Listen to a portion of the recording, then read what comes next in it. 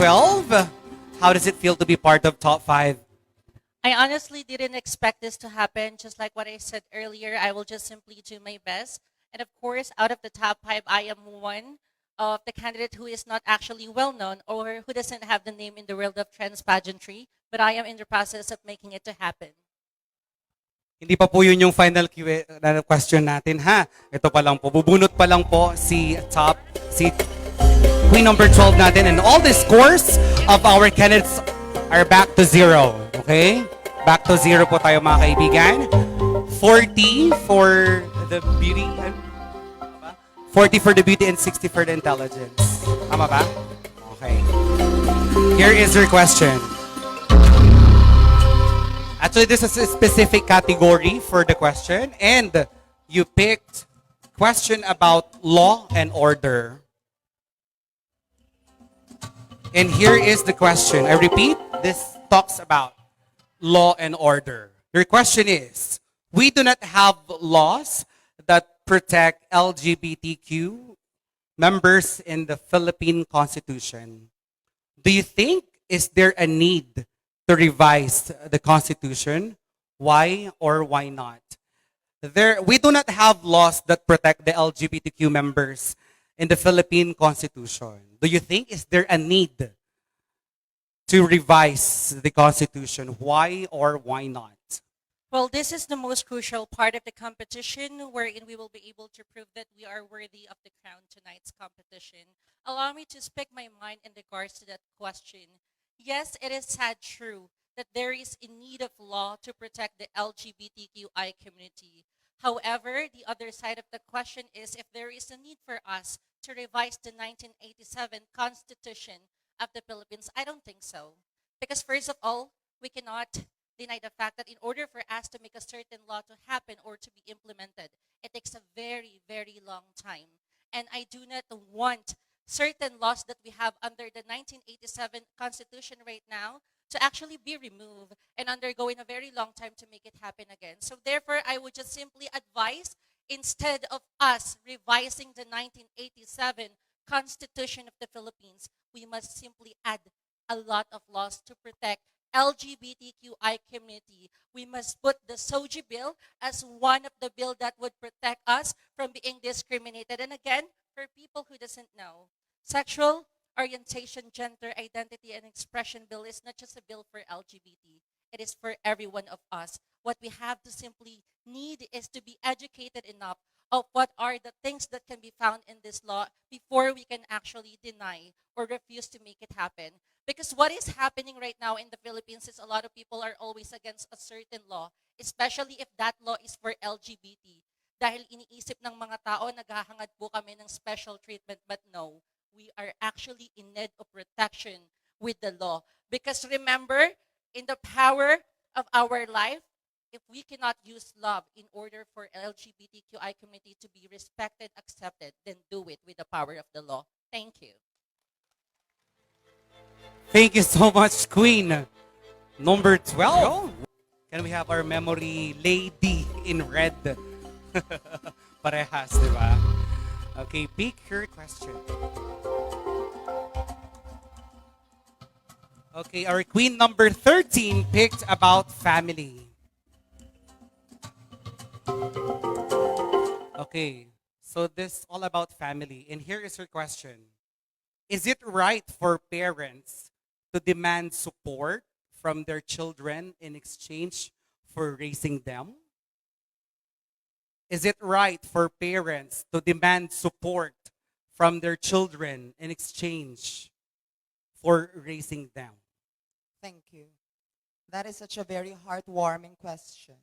Simply because ang katanungan ho, dapat po ba na inuobliga ng mga magulang ang mga anak nila, ang kanilang mga supling, na sila ay magbigay sa kanilang mga magulang ng pera? You know what, my dear friends? To answer you frankly, it is a big no. Why? Simply because hindi po tayo nag-aanak dito sa mundo para magkaroon ng bangko. Hindi po negosyo ang inyong mga anak. Para po paglaki nila, ay gusto nyo sila maging lawyer, gusto nyo maging doctor, ending pag naging bakla yung anak nagagalit, salot sa lipunan at kung ano-ano pa. Kapag ang anak hindi nakapagtapos ng pag-aaral, naiintindihan natin na nagagalit ang mga magulang. Ngunit, mga kaibigan, hindi man ito inoobliga, but meron po tayong tinatawag na utang ng loob sa ating mga magulang. Hindi ito inoobliga, pero kung ikaw, mabuti kang anak, nakaahon-ahon ka sa buhay mo, matitiis niyo po ba na yung pamilya ninyo nasa lusak habang kayo nasa pedestal? Alam niyo ho, nung nagkaroon-roon na ako, kung kakain ako ng malaking isda, gusto ko yung pamilya ko kakain rin ng malaking isda. Why? Dahil utang ko po sa nanay ko ang buhay ko. Kung hindi ako minahal at pinalaki ng nanay ko ngayon, mga kaibigan, wala ako sa inyong harapan ngayon. You know what, my dear friends? There are a lot of old people, mga matatanda, na inaabandona ng kanilang mga anak at nakakalungkot. If you allow me to share something with you, my grandmother passed away 2 years ago. It was during the pandemic. And at that time, wala pa ako. As in, nabubuhay ako sa kakasali lang ng Miss Gay, sa kakasali lang ng contest. At sising-sisi ako.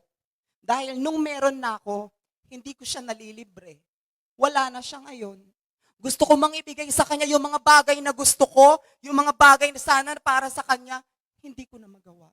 Kasi wala na ho siya sa tabi ko. That is why I want to share a message to all children here that when your parents are still alive, please cherish them. Love them with all your heart. You know what? My father is already dead.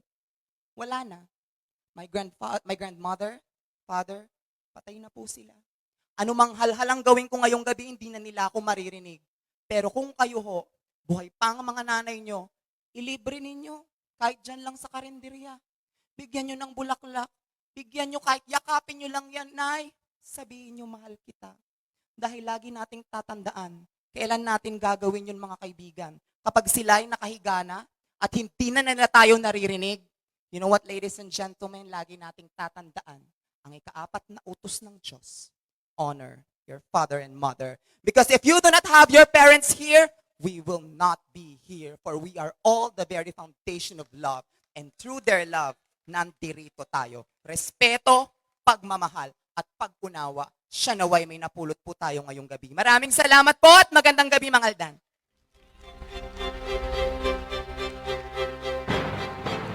Thank you so much, Queen number 13, educational. Up next, let's have Queen number 15. And let's do this.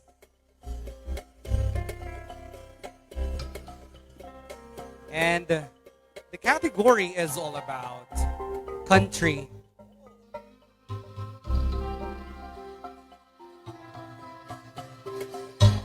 What is the role of beauty queens in the pursuance of our country's economic success? I repeat, what is the role of beauty queens in the pursuance of our country's economic success? Simple. You have to use your voice to actually put knowledge to other people dahil hindi mo namang kaya ng mag-isa na matulungan ang iyong bansa. Kailangan mag-isa, magkaisa.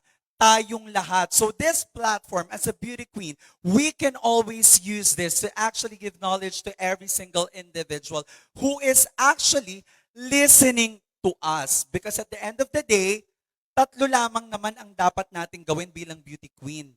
Ang ibahagi sa tao ang ating advokasya, iparamdam sa kanila ang pagmamahal natin, at lawakan natin ang ating pangunawa. Dahil at the end of the day, kung ikaw ay beauty queen, you will always go, grow, and glow. Narinig niyo na ba yun sa eskwela? Go, grow, and glow. Go! Ituloy mo kung ano ang dapat mong gawin para maimpluwensahan mo ang lahat ng tao. Grow. As a beauty queen, you have to grow your knowledge. You have to grow your love for your country. And last but not least, pag nagawa mo na ang dalawa, you will definitely glow. Just like tonight. I know to myself that I will glow dahil po nasabi ko sa inyo ang nasa loob ng aking puso. Maraming salamat po. Well done. Congratulations, Queen number 15. There we have it. Good luck to you, Queen 17, and pick your question.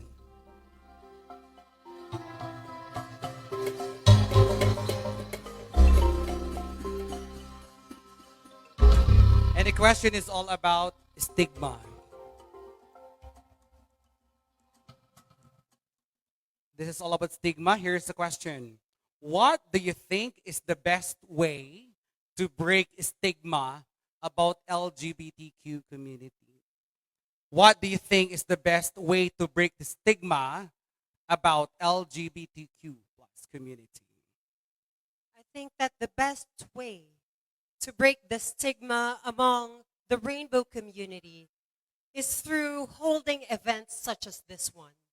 Because once you hold such kind of events, you will not only showcase a particular segment, because you will also showcase a question and answer portion where you can get to know someone and hear their voice and get to know what they truly think deep inside them. And I believe that this kind of platform is very informational, aside from the fact that it's very entertaining. It can also be educational. But at the end, it will be up to you. What would you do to this kind of platform that these organizers and the spearhead of these events, such as the local government of Marandan, that held such a very successful event like this? Because this is an avenue where we can celebrate diversity, beauty, talent, and intelligence. Because having beauty without a purpose is being like a shell without its purpose. So I believe that this kind of event is very important, aside from the fact that you are celebrating something to commemorate festivities. This kind of event reduces stigma among the LGBTQIA plus community. To my brother and sisters who are part of the rainbow community, because I believe that we, as part of this third sex community, we are not limited to certain stereotypes. Some of us here are very successful designers. Most of us are college graduates. And most of us are very influential people. So I'd like to take this opportunity to congratulate and celebrate with you all, because I would just like to thank and say that I'm truly proud of you. And if you were someone out there who is afraid to come out of your comfort zone just because you are part of us, then I respect your timing. You come out at your own time. And I believe that once you're ready, you will be part of us. And truly, we can all shine. Thank you. Thank you so much, Queen number 17. There you go. And now we now come to our final Queen, Queen number 18. Hello. Tanungin na kita. So your question talks about, ito na po tayo. This about time. Something to do with time. When is the right time to speak and when is the right time to listen? I repeat, when is the right time to speak and when is the right time to listen? Wow. Thank you so much for the very wonderful question. Marahil, kailan nga raw po ba ang tamang pananalita at ang tamang pananahimik? Marahil sa pagkakataon pong ito, always remember that every time, every day is a perfect time for each and every one of us to speak and to listen. But for me, the best right time to speak ay kapag alam mo sa sarili mo na ikaw ay may maitutulong sa mga tao, ikaw ay tamang nagbibihagi ng mga magandang impormasyon sa taong kinakausap mo. Just like this, ako po ay may hawak na mikropono at ang lahat ng tao ay nananahimik sapagkat pinakikinggan nyo ang mga dapat ninyong matutunan, ang dapat ninyong ma-inspired sa kandidatang nasa inyong harapan. And when is the right time to listen? Ayun, ay kapag ikaw ay nakagawa ng mali at kailangan mong manahimik para matuto ka sa mga taong kinakausap mo or nakakasalamuha mo. Bakit? Dahil dito sa ating mundo, lahat tayo ay hindi perpekto. Lahat tayo ay nakakagawa ng mali. Pero sa pagkakataon ng yon, hindi dun hahantong ang ating buhay. Dahil unti-unti tayong matututo at unti-unti natin pag-aaralan kung ikaw ay magiging mabuting makikinig sa taong merong tagapayo sa'yo. Kaya sa lahat ng taong nanonood ngayong gabi, tayo po dapat ay marunong makinig at marunong magturo at sa ganung pamamaraan, ang bawat bagay dito sa mundo ay matututunan natin at higit sa lahat, magiging tama sa bandang huli. Dahil hindi doon matatapos ang ating buhay. Dahil matatapos ang ating buhay kapag alam na natin kung ano ang mga tama at kung ano ang mga mali na gawa natin. Because always remember that what you do to yourself dies with you, but what you do to humanity remains in forever. Thank you. Thank you so much, Queen number 18. And that wins up our final question and answer portion.